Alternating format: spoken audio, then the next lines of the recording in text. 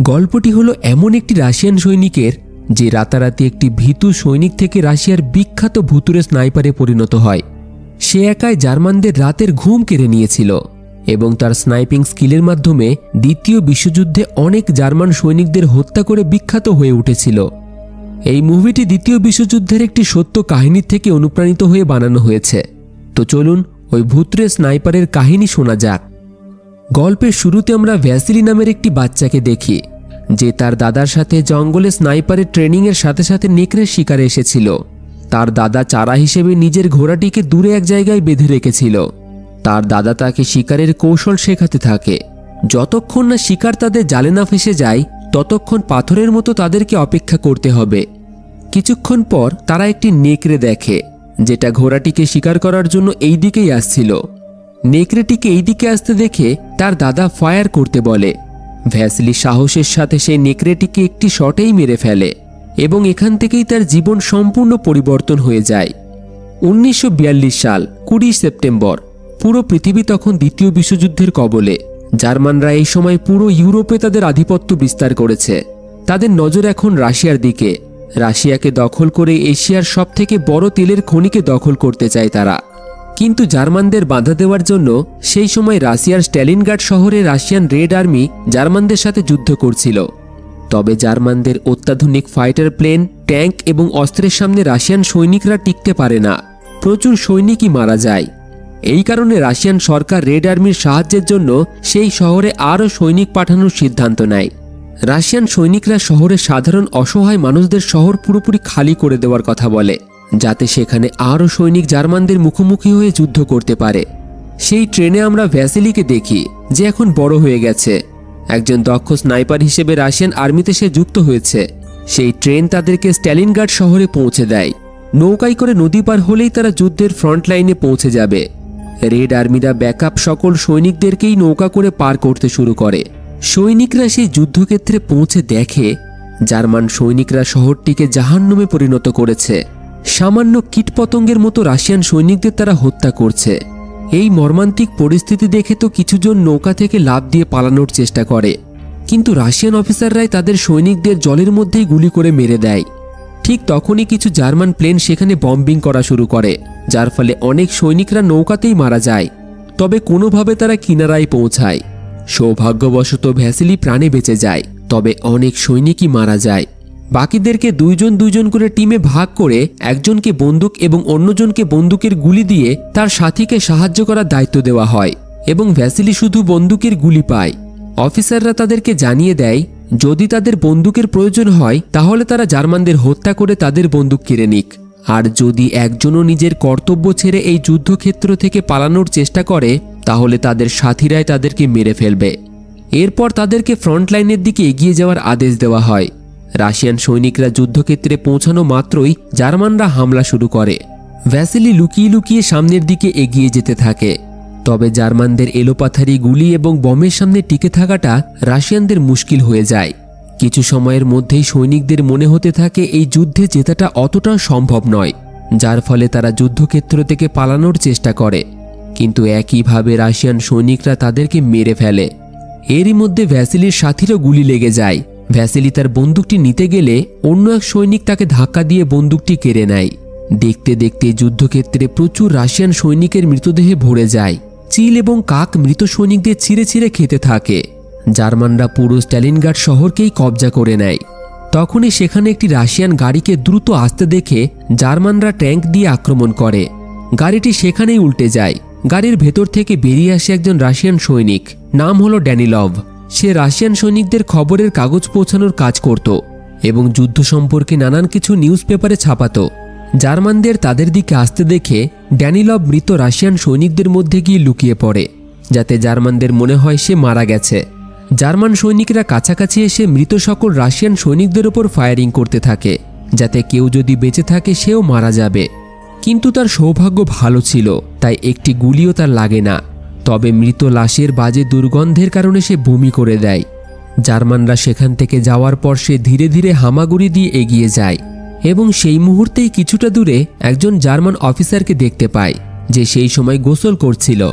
ড্যানিলভ মৃত লাশের ভিতর থেকে একটি বন্দুক তুলে নিয়ে ওই জার্মান অফিসারের দিকে টার্গেট করতে থাকে, কিন্তু তখনই মৃত লাশের ভিতর থেকে হামাগুড়ি দিয়ে একজন জীবন্ত মানুষ বেরিয়ে আসে, যেটা আর কেউ নয়, ভ্যাসিলি। সে ড্যানিলভকে গুলি চালাতে বারণ করে এবং জার্মান প্লেনের বম্বিংয়ের অপেক্ষা করতে বলে, যাতে বিস্ফোরণের আওয়াজে এই গুলির আওয়াজ কেউ শুনতে না পায়, তা না হলে জার্মানরা চলে আসবে। ভ্যাসিলি তার কাছে থাকা বন্দুকের গুলি তাতে লোড করে দেয়, কিন্তু এবার ড্যানিলভ গুলি চালাতে ভয় করতে থাকে যদি গুলির আওয়াজ জার্মানরা শুনে ফেলে, যার ফলে সে তার বন্দুক ভ্যাসিলিকে দিয়ে ওই অফিসারকে মারতে বলে। তখন একটি গাড়ি কিছু জার্মান সৈনিকদের নিয়ে সেখানে আসে, যারা ওই অফিসারের সুরক্ষার জন্য এখানে এসেছিল। ভ্যাসিলি সেই দিকে তাক করে জার্মান প্লেন আসার অপেক্ষা করতে থাকে। এরপর যখনই জার্মান প্লেন বম্বিং করা শুরু করে, সেই আওয়াজের ফাঁকেই সে গুলি চালায়, যেটা সরাসরি অফিসারের মাথায় লাগে। বম্বিংয়ের কারণে কেউই আর গুলির আওয়াজ শুনতে পায় না। এইভাবে পরবর্তী বিস্ফোরণের আওয়াজের সাথে সাথেই সে আরেকজনেরও মাথার খুলি উড়িয়ে দেয়, কিন্তু তখনই একজন জার্মান তাকে দেখে ফেলে। সে তার দিকে একটি গ্রেনেড ছুটতে গেলেই ভ্যাসিলি একটি হেডশটে তাকেও মেরে ফেলে। জীবিত আর একজন জার্মান বাকিদের খবর দেওয়ার জন্য পালাতে গেলেই ভ্যাসিলি উঠে দাঁড়িয়ে একটি শটেই তাকে জাহান্নুমে পাঠিয়ে দেয়। ড্যানিলভ তার সাহসিকতা এবং স্নাইপিং স্কিল দেখে তো একেবারেই অবাক হয়। এই রকম স্নাইপার সে আগে রাশিয়ান আর্মিতে কোনোদিনই দেখেনি। ড্যানিলভ তাকে সেখান থেকে রাশিয়ান সৈনিকদের হেডকোয়ার্টারে নিয়ে যায় এবং সেখানে নিউজ পেপারে ভ্যাসিলির সাহসিকতা সম্পর্কে একটি ছোট্ট গল্প লেখে, যে কিভাবে সে খুবই দক্ষের সাথে 4 জন জার্মান সৈনিক এবং একজন অফিসারের হত্যা করেছে। নিউজ পেপারে তার সম্পর্কে দেখে সেও খুবই খুশি হয়। কিছুক্ষণ পর সেখানে রাশিয়ান লিডার স্টালিনের খুবই কাছের একজন আর্মি জেনারেল ক্রুশ্চেভ আসে, যে রাশিয়ান কমান্ডারের উপর খুবই রেগেছিলেন, কারণ সে রাশিয়ান সৈনিকদের এইভাবে ফ্রন্ট লাইনে মৃত্যুর মুখে ঠেলে দিয়েছে। আর যদি এই খবর স্টালিনের কাছে পৌঁছায়, তাহলে তাকে সবথেকে যন্ত্রণাদায়ক মৃত্যু দেওয়া হবে। তাই সবথেকে ভালো সে নয় যুদ্ধক্ষেত্র থেকে পালিয়ে যাবে, নয়তো নিজেই নিজের প্রাণ নেবে। এই বলে ঘর থেকে বেরোনোর সাথে সাথেই ওই কমান্ডার নিজের প্রাণ নিয়ে নেয়। জেনারেল ক্রুশ্চেভ সৈনিকদের মনোবল বাড়ানোর জন্য অফিসারদের কোনো উপায় বার করতে বলেন, যাতে সৈনিকরা জার্মানদের সামনাসামনি হয়ে বীরত্বের সাথে লড়াই করতে পারে এবং স্ট্যালিনগ্রাড শহরকে পুনরায় রাশিয়ার নিয়ন্ত্রণে আনতে পারে। তখন ড্যানিলভ জেনারেলকে জানায়, যদি এই যুদ্ধে জার্মানদের পরাজয় করতে হয়, তাহলে রাশিয়ান সৈনিকদের মধ্যে আশা জাগিয়ে তুলতে হবে। এর জন্য আমাদের একজন হিরোর প্রয়োজন। ড্যানিলভ জেনারেলকে ভ্যাসিলির বীরত্ব এবং স্নাইপিং স্কিল সম্পর্কে জানায় এবং তার কাহিনী খবরের কাগজের মাধ্যমে দেশের প্রত্যেকটি জায়গায় ছড়িয়ে দেওয়ার প্রস্তাব দেয়, যাতে দেশের সকল নাগরিকদের মধ্যে এই যুদ্ধ জেতার আশা জেগে ওঠে। জেনারেলের তার পরিকল্পনা বেশ ভালোই লাগে, ঠিক এটাই করার আদেশ দেয়। ড্যানিলভ দ্রুত এই খবর ভ্যাসিলিকে দেয়। এরপর সে ভ্যাসিলির কাহিনী নিউজ পেপারের মাধ্যমে দেশের প্রত্যেকটি জায়গায় ছড়িয়ে দেয়। এইভাবেই দেখতে দেখতে সে পুরো দেশে হিরোই পরিণত হয়। ভ্যাসিলিকে সাধারণ সৈনিক থেকে রাশিয়ান আর্মির স্নাইপার ডিভিশনে ভর্তি করা হয়। এরপর থেকেই সে হয়ে ওঠে রাশিয়ার এক দক্ষ ভুতুড়ে স্নাইপার। একের পর এক যুদ্ধে সে প্রায় 33 জন জার্মান সৈনিকের হত্যা করে দেয়। তবে জার্মানরা এটাই বুঝতে পারে না কে কিভাবে তাদের সৈনিকদের হত্যা করছে। তার ভয় জার্মানদের মধ্যে দেখা দিতে শুরু করে। প্রায় 13 জন জার্মান কমান্ডার তার ভয়ে পদত্যাগ করে দেয়। রাশিয়ান সেনাতে ভর্তি হওয়া নতুন সৈনিকরা প্রত্যেকেই ভ্যাসিলির মতো হিরো হওয়ার স্বপ্ন দেখতে থাকে এবং প্রত্যেকের মনে জার্মানদের প্রতি ভয় দূর হতে থাকে। এইভাবেই সময় কাটতে থাকে। ভ্যাসিলি একে একে প্রত্যেক মিশনে একের পর এক জার্মানদের জাহান্নুমে পাঠাতে থাকে। জার্মানরা এই যুদ্ধে দুর্বল হয়ে পড়ে, যার ফলে এই ভুতুড়ে স্নাইপারকে মারার জন্য জার্মানরা একটি পদক্ষেপ নেয়। মেজর এরউইন নামের একজন বিখ্যাত স্নাইপারকে তারা ডেকে পাঠায়। জার্মান আর্মির কমান্ডার তার সাথে দেখা করে। এই রাশিয়ান ভুতুড়ে স্নাইপারের সম্পর্কে তাকে জানায়। এই স্নাইপার একে একে তাদের জার্মান সৈনিকদের হত্যা করে চলেছে, বিশেষ করে বড় বড় অফিসারদের। কমান্ডার তাকে ওই ভুতুড়ে স্নাইপারকে মেরে ফেলার আদেশ দেয়। মেজর এরউইন তার কথা মতো তার মিশন শুরু করে দেয়। সেও একের পর এক রাশিয়ান সৈনিকদের মারতে থাকে এবং এই খবর খুব তাড়াতাড়ি চারিদিকে ছড়িয়ে পড়ে। অন্যদিকে ভ্যাসিলিকে আমরা একটি মিশনে দেখি। এই মিশন চলাকালীন সাচা নামে একটি রাশিয়ান বাচ্চার সাথে তার পরিচয় হয়।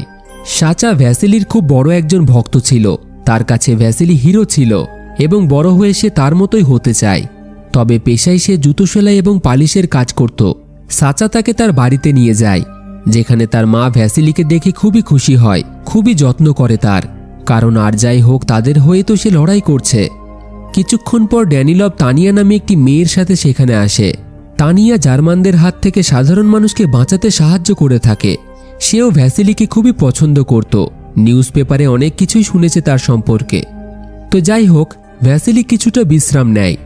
তখনই তার কাছে খবর আসে শহরে একজন স্নাইপার একে একে রাশিয়ানদের হত্যা করছে। খবর পাওয়া মাত্রই সে মিশনে নেমে পড়ে। শহরের বিল্ডিংয়ে খুঁজতে খুঁজতে একটি বিল্ডিংয়ে সে একজন স্নাইপারকে শুয়ে থাকতে দেখে। সে দ্রুত তার টার্গেট লক্ষ্য করে গুলি চালাতেই সেই স্নাইপার মারা যায়। এরপর সে একজন তার সাথীকে নিচে রেখে তারা দুইজনে বিল্ডিংয়ে চেক করার জন্য যায়। কিন্তু তখনই কোথা থেকে একটি গুলি এসে নিচে থাকা তার সাথীর মাথার খুলি উড়িয়ে দেয়। ভ্যাসিলি বুঝতে পারে তাদেরকে জালে ফাঁসানো হয়েছে। বিল্ডিংয়ে সেটি কোনো স্নাইপার নয়, সেটি একটি পুতুল। ঠিক সেই সময়ই অনেক জার্মান প্লেন স্ট্যালিনগ্রাড শহরের উপর বম্বিং করা শুরু করে দেয়, যার ফলে ভ্যাসিলির ওই সাথী প্রচণ্ড ভয় পেয়ে যায়। সেখান থেকে পালানোর চেষ্টা করে, কিন্তু আড়াল থেকে বেরোতেই কোথার থেকে ওই জার্মান স্নাইপার তাকেও মেরে ফেলে। আর এই স্নাইপার হলো মেজর এরউইন। বম্বিং চলাকালীন ভ্যাসিলি ওই বিল্ডিংয়েই লুকিয়ে থাকে, যার ফলে বিল্ডিংয়ে কোনো অ্যাক্টিভিটি না হলে মেজর এরউইন সেখান থেকে চলে যায়। মেজর এরউইন রাশিয়ান বেশ ভালোই জানত। ছদ্মবেশে এই শহরে ঘুরতে ঘুরতে ছোট্ট সাচার সাথে তার দেখা হয়। হাতে ছিল ভ্যাসিলির সম্পর্কে লেখা সেই নিউজ পেপারটি। মেজর তাকে খাবারের লোভ দেখিয়ে শহরের পরিস্থিতি সম্পর্কে জিজ্ঞাসা করে। জুতো পালিশ করতে করতে বাচ্চাটি কথায় কথায় ভ্যাসিলির সম্পর্কে তাকে জানিয়ে দেয়। অন্যদিকে ভ্যাসিলি ড্যানিলভের সাথে দেখা করে এবং এই অজ্ঞাত স্নাইপার সম্পর্কে তাকে জানায়। যুদ্ধক্ষেত্রে সে এমনভাবে তার জায়গা পরিবর্তন করছিল, ভ্যাসিলি তাকে চিনতেই পারে না। তার কথাতে ড্যানিলভ বুঝতে পারে সেই স্নাইপার আর কেউ নয়, মেজর এরউইন, যে পৃথিবীর সবথেকে বিখ্যাত একজন স্নাইপার। জার্মানরা ভ্যাসিলিকে মারার জন্যই ওই স্নাইপারকে মিশন দিয়েছে। এই কারণেই ড্যানিলভ কোলিকভ নামের একজন স্নাইপারকে ভ্যাসিলির টিমে নতুন যুক্ত করে, যে একসময় যুদ্ধ শুরু হওয়ার আগে মেজর এরউইনের থেকেই স্নাইপিং শিখেছে। এই কারণেই সে মেজর এরউইন সম্পর্কে ভালোভাবেই জানত। পরদিন কোলিকভ ভ্যাসিলিকে জানায় শহরের বিল্ডিংয়ে একজন অজানা জার্মান স্নাইপারকে দেখা গেছে। খবর পাওয়া মাত্রই তারা শহরের বিল্ডিংয়ে পৌঁছায়। সেখানে গিয়ে তারা অনেক মৃতদেহ দেখে। হঠাৎই মেশিনগান দিয়ে জার্মানরা তাদের উপর ফায়ারিং চালায়। কোনো রকমে প্রাণ বাঁচিয়ে তারা একটি বিল্ডিংয়ে ঢুকে পড়ে। জার্মানদের জালে তারা আবারও তিনজনে ফেসে গেছে। তিনজনেই তাদের জায়গা পরিবর্তন করে বিল্ডিংয়ের ফার্স্ট ফ্লোরে পজিশন নিয়ে বাইরের দিকে তাক করে বসে থাকে এবং সর্বপ্রথম জার্মানদের টেলিফোন লাইনটিকে টার্গেট করে ভ্যাসিলি সেটিকে উড়িয়ে দেয়, যাতে জার্মানরা ব্যাকআপ হিসেবে আরও সৈনিক সেখানে ডাকতে না পারে। তবুও তারা জানত এই বিল্ডিং থেকে বেরোনো মাত্রই মৃত্যু। এই কারণেই তারা রাত হওয়ার অপেক্ষা করতে থাকে। এইভাবে কয়েক ঘন্টা কেটে যাওয়ার পর খাবারের ব্যবস্থা করতে গেলে তারা দেখে খাবার তো বিল্ডিংয়ের নিচেই ভুল করে রেখে এসেছে। খাবার নিতে তাদের একজন সাথী বিল্ডিংয়ের নিচে আসলেই জার্মানরা তাকে ধরে ফেলে। মেজর এরউইন ভ্যাসিলির পজিশন সম্পর্কে জিজ্ঞাসা করলে সে কিছুই বলে না, যার ফলে তাকে একটি জার্মান সৈনিকের পোশাক পরিয়ে গান পয়েন্টে রেখে ওই কাটা কেবিলটিকে ঠিক করার জন্য পাঠিয়ে দেয়। তখনই কোলিকভ একজন জার্মান সোলজারকে দেখতে পায় যে কেবিলটিকে ঠিক করার চেষ্টা করছিল, কিন্তু আসলে সে ছিল তাদেরই সাথে। কোলিকভ তাকে একটি জার্মান সোলজার ভেবে মেরে ফেলে এবং এখানেই আমরা মেজর এরউইনের তুখোড় বুদ্ধির পরিচয় পাই। গুলি চালানো মাত্রই মেজর এরউইন তাদের লোকেশন বুঝে ফেলে। এদিকে দুইজনেই আবার তাদের জায়গা পরিবর্তন করার সিদ্ধান্ত নেয়, কিন্তু আশেপাশে কোনো স্নাইপারও থাকতে পারে। এটা জানার জন্য তারা একটি পরিকল্পনা করে। কোলিকভ তার হেলমেটটিকে উপরের দিকে তুলে ধরে যাতে ওই স্নাইপার সেটির উপর গুলি চালায়। তবে এইসব কৌশল মেজর এরউইনের আগে থেকেই জানা ছিল। এই কারণেই সে গুলি চালায় না, সুযোগের অপেক্ষা করতে থাকে। দুইজনের মনে হয় হয়তো আশেপাশে কেউই নেই। এইভাবে যখনই তারা জায়গা পরিবর্তন করার চেষ্টা করে, আগে থেকে টার্গেট করে বসে থাকা মেজর এরউইন কোলিকভকে শ্যুট করে মেরে ফেলে। এদিকে এতগুলো সৈনিকের মৃত্যুর পরে জেনারেল ক্রুশ্চেভ ড্যানিলভের উপর মেজর এরউইনকে মেরে ফেলার জন্য চাপ সৃষ্টি করতে থাকে। ইতিমধ্যে রাত হয়ে যায়। যেমন তেমনভাবে ভ্যাসিলি পুনরায় রাশিয়ান হেডকোয়ার্টারে ফিরে আসে। কোলিকভের মৃত্যুতে সে অনেকটাই ভেঙে পড়েছিল। ড্যানিলভকে সে সরাসরি জানিয়ে দেয় ওই স্নাইপারকে সে মারতে পারবে না, সে তার থেকেও খুবই দক্ষ এবং চালাক। তবে ড্যানিলভ তাকে জানায় এত তাড়াতাড়ি হেরে গেলে চলবে না। মেজর এরউইন সম্পর্কে সে আরও গোপন তথ্য বার করবে, এতে খুব সহজেই তাকে মারা যাবে। এটা শুনে ভ্যাসিলি কিছুটা সাহস তো পায়, তবে অন্যদিকে মেজর অ্যারোইন সাশা নামে ওই ছোট্ট বাচ্চাটিকে খাবারের লোভ দেখিয়ে ভ্যাসিলির সম্পর্কে সকল কিছু জানার চেষ্টা করে। এরপর সে চুপচাপ সেই বিল্ডিংয়ে গিয়ে পৌঁছায় যেখানে ভ্যাসিলির আসার কথা ছিল। সে এক জায়গায় পজিশন নিয়ে লুকিয়ে বসে পড়ে। কিছুক্ষণ পর ভ্যাসিলিও সেখানে আসে। তবে ভ্যাসিলি তো এইটুকু জেনে গেছিল যে মেজর অ্যারোইন যেভাবেই হোক লুকিয়ে তার ওপর আক্রমণ করার চেষ্টা করবে। এই কারণেই তারা পরিকল্পনা করে ভেন্টিলেশন পাইপের মাধ্যমে জার্মানদের উপর আক্রমণ করার পরিকল্পনা করে। কিন্তু তখনই পাইপ থেকে আওয়াজ শুনতে পায় সে, যার ফলে সে তার জায়গা পরিবর্তন করে পাইপের দিকে টার্গেট করে বসে থাকে। এরপর যখনই ভ্যাসিলি এবং তার সাথী পাইপ থেকে বেরিয়ে আসে, সে শ্যুট করে তার সাথীকে আহত করে দেয়। এই সময় তাড়াহুড়োতে ভ্যাসিলির হাত থেকে বন্দুকটিও পড়ে যায়। সে তার আহত সাথীকে দ্রুত হেডকোয়ার্টারে ফিরে যেতে বলে। ভ্যাসিলি একাই ওই আড়ালে লুকিয়ে থাকে। হেডকোয়ার্টারে পৌঁছে ভ্যাসিলির পরিস্থিতি সম্পর্কে জানায় সে। তাকে বিপদে দেখে তানিয়া আর কিছু না ভেবেই ভ্যাসিলিকে বাঁচানোর জন্য বেরিয়ে পড়ে। এদিকে ভ্যাসিলি চাকুতে দড়ি বেঁধে বারবার বন্দুকটিকে নেওয়ার চেষ্টা করছিল, তবে মেজর অ্যারোইন তাকে বন্দুকটিকে নেওয়ার কোনো সুযোগই দেয় না। ইতিমধ্যে জার্মান প্লেন শহরে বম্বিং করা শুরু করেছে, যার বিস্ফোরণে বিল্ডিংয়ের কাঁচ ভেঙে চারিদিকে ছড়িয়ে যায়। তখন একটি কাচের টুকরোতে মেজর অ্যারোইন ভ্যাসিলির প্রতিচ্ছবি দেখতে পায়, যার ফলে তার ওপর নজর রাখতে খুবই সহজ হয় তার। কিছুক্ষণ পর ভেন্টিলেশন পাইপ দিয়ে তানিয়ে সেখানে এসে পৌঁছায়। ভ্যাসিলি তাকে পাথরের পিছনেই লুকিয়ে থাকতে বলে। সে বুদ্ধি খাটিয়ে মেজর অ্যারোইনের লোকেশন তানিয়াকে বলে তার দিকে একটি ভাঙা কাঁচ ঘুরিয়ে দিতে বলে। তানিয়া কাঁচটি ঘোরাতেই জোরালো আলো মেজর অ্যারোইনের চোখে পড়তেই এই সুযোগে ভ্যাসলি বন্দুকটি তুলে মাত্র কিছু সেকেন্ডের মধ্যেই মেজর অ্যারোইনের হাত লক্ষ্য করে শ্যুট করে। মেজর আহত হয়ে যায়। সে যন্ত্রণায় সেখান থেকে চলে যায় এবং এই প্রথম ভ্যাসিলি জার্মান স্নাইপারকে হিট করতে পারে। তবে সে এখনো মারা যায়নি, তাই মিশন এখনো শেষ হয়নি। কিন্তু যাই হোক, সেই সন্ধ্যায় ভ্যাসিলি এবং তার সাথীরা আজকের এই ছোট্ট জিতটাকে আনন্দের সাথে উদযাপন করে। অন্য সৈনিকরা ভ্যাসিলিকে খুবই উৎসাহিত করে, কারণ সে মাত্র কিছু সেকেন্ডের মধ্যেই জার্মান স্নাইপারের হাতে শ্যুট করেছিল। পরদিন সে ড্যানিলভকে জানায় একজন সাধারণ সৈনিকের মতোই সে লড়াই করতে চায়। সে নিউজ পেপারে তার সম্পর্কে আর কিছু ছাপাতে বারণ করে, যাতে একজন ভুতুরে স্নাইপারের মতো সাধারণ সৈনিক হয়ে সে যুদ্ধ করতে পারে। তবে ড্যানিলভ তাকে জানায় সে কোনো সাধারণ সৈনিক নয়। তার বীরত্বের কাহিনী শুনে রাশিয়ান সৈনিকদের মধ্যে বেঁচে থাকার এবং যুদ্ধে জয়ী হওয়ার আশা জেগে ওঠে। তার সম্পর্কে খবরের কাগজে পড়ার পরেই রাশিয়ান সৈনিকদের মধ্যে মনোবল বেড়ে যায়। তখনই সেই ছোট্ট বাচ্চা সাশা সেখানে আসে এবং এখানেই আমরা জানতে পারি রাশিয়ানদের হয়ে একটি ডবল এজেন্টের মতো সে কাজ করছে। সে ড্যানিলভের কথায় জার্মানদের তথ্য রাশিয়ান সৈনিকদের কাছে পৌঁছে দেওয়ার কাজ করে থাকে। সাশা এখানে জানায় মেজর অ্যারোইনের জুতো পরিষ্কার করার সময় তার জুতোতে হলুদ কাদা সে দেখতে পায়, যেটা সাধারণত কেমিক্যাল ফ্যাক্টরিতেই পাওয়া যায়। ছোট্ট বাচ্চাটি রাশিয়ানদের এজেন্টের মতো কাজ করে খুবই খুশি ছিল, কারণ সে যুদ্ধে অংশগ্রহণ করতে না পারলেও দেশের হয়ে কিছু তো একটা করছে। তবে ভ্যাসিলি বাচ্চাটিকে দিয়ে এই রকম বিপজ্জনক কাজ করানোর জন্য ড্যানিলভের উপর প্রচণ্ড রেগে যায়। কিছুক্ষণ পরে ভ্যাসিলি ওই কেমিক্যাল ফ্যাক্টরির ঠিকানায় পৌঁছায় এবং মৃত সৈনিকদের মধ্যে শুয়ে পড়ে। সে একজন মৃত সৈনিকের মতোই পড়ে থাকে। পজিশন নিয়ে মেজর অ্যারোইনের অপেক্ষা করতে থাকে, যেমনটা তার দাদা ছোটবেলায় তাকে শিখিয়েছিল। অনেকক্ষণ অপেক্ষা করার পর তার ঘুম চলে আসে।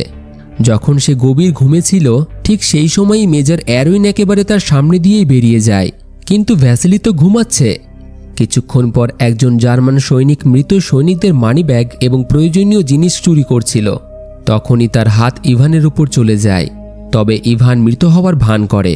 ওই সৈনিক তারও মানিব্যাগ চুরি করে নেয়। এরপর সেই সৈনিক তার কমান্ডারকে গিয়ে রাশিয়ান মৃত সৈনিকদের আই কার্ডগুলি দেখায়, যার মধ্যে ভ্যাসিলিও ছিল। কমান্ডারের বিশ্বাস হয়ে যায় ভ্যাসিলি হয়তো মারা গেছে।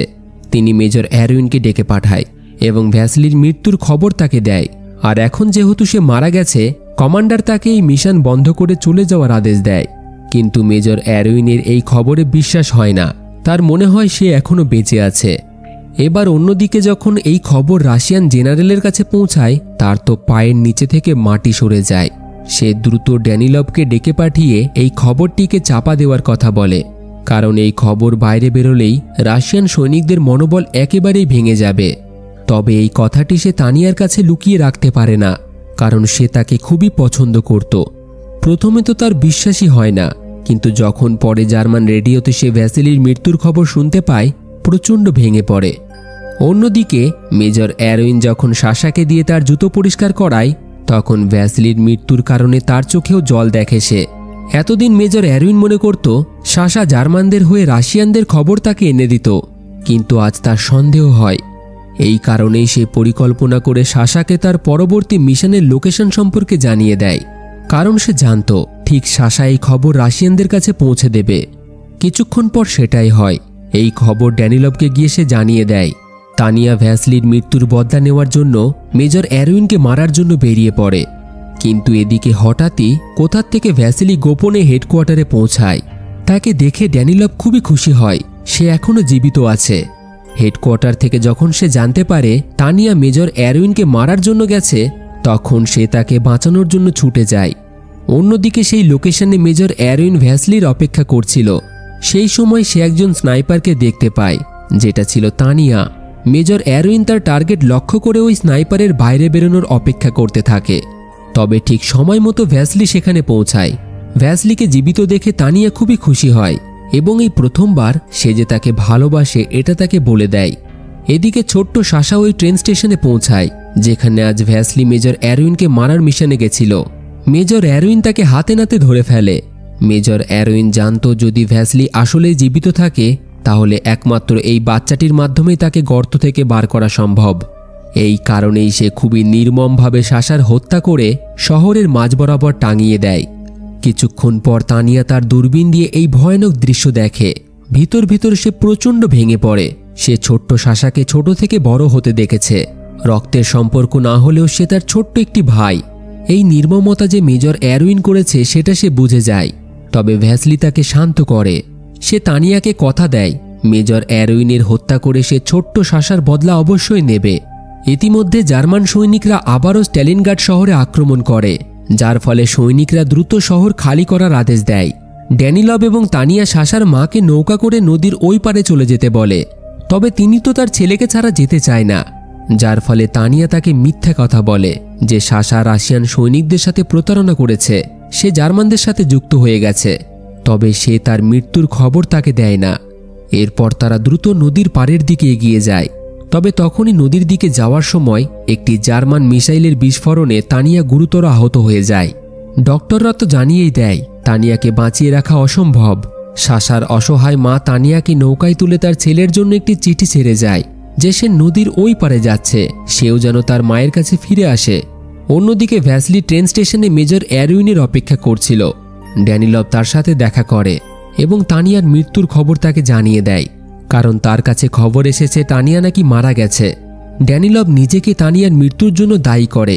যদি সে তার খেয়াল রাখত হয়তো এই দুর্ঘটনা হতো না। এই খবর শুনে ড্যানিলভ প্রচণ্ড ভেঙে পড়ে, তার চোখ দিয়ে জল বেরিয়ে আসে। ড্যানিলভ নিজেকে তানিয়ার মৃত্যুর কারণে ক্ষমা করতে পারে না, যার ফলে সে ভ্যাসলিকে সাহায্য করার জন্য মেজর অ্যারোইনের সামনে চলে আসে এবং মেজরের গুলিতে সে নিজের প্রাণ দিয়ে দেয়। মেজর অ্যারোইন মনে করে সে হয়তো ভ্যাসলিকে মেরে ফেলেছে, তবে ভ্যাসলি তার পজিশন বুঝে ফেলে। এদিকে মেজর বেশ অনেক কয়েক ঘন্টা বন্দুক তাক করেই বসে থাকে। বেশ কিছুক্ষণ পর সে নিশ্চিত হয়ে যায় ভ্যাসলি মারা গেছে।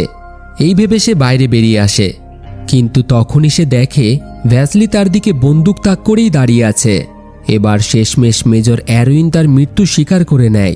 ভ্যাসলি একটি শটেই মেজর অ্যারোইনের হত্যা করে দেয়। শেষমেশ এই জার্মান স্নাইপারকেও সে মেরে ফেলে, যা সম্পূর্ণ ড্যানিলভের বলিদানের কারণে হয়। এইভাবে আরও 2 মাস যুদ্ধের পর অবশেষে সৈনিকরা শহরকে জার্মান মুক্ত করে ফেলে। এই যুদ্ধে রাশিয়ানরা জিতে যায়। ভ্যাসলির কাছে তানিয়ার চিঠি আসে যে এখনও সে জীবিত আছে এবং সুরক্ষিত হসপিটালে ভর্তি আছে। ভ্যাসলি তার সাথে দেখা করার জন্য হসপিটালে পৌঁছায় এবং তাকে জীবিত দেখে খুবই খুশি হয়। এরপর তারা একে অপরকে বিয়ে করে খুশিতে জীবন কাটাতে থাকে। এর সাথেই এই সুন্দর মুভিটি এখানেই শেষ হয়ে যায়। তো বন্ধুরা, দ্বিতীয় বিশ্বযুদ্ধের এই ভুতুড়ে স্নাইপারের কাহিনী আপনাদের কেমন লাগলো অবশ্যই কমেন্টে আপনাদের মতামত জানাবেন। ভিডিওটি সম্পর্কে কোনো রকম প্রশ্ন থাকলে সেটাও কমেন্টে করবেন, আমি উত্তর দেওয়ার চেষ্টা করব। আর হ্যাঁ, ভিডিওটিকে লাইক এবং বন্ধুদের সাথে শেয়ার করতে ভুলবেন না। আর এই রকম মুভির এক্সপ্লেনেশন শোনার জন্য আমাদের চ্যানেলের সাথে জুড়ে থাকুন আর দেখতে থাকুন ফিল্মি গপ্প, the channel of movie lovers.